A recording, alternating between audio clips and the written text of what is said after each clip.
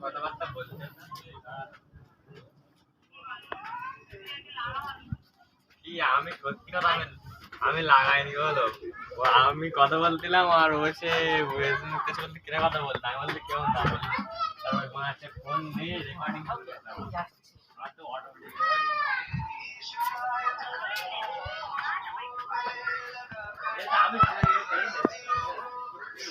কি করছিস বাড়ি?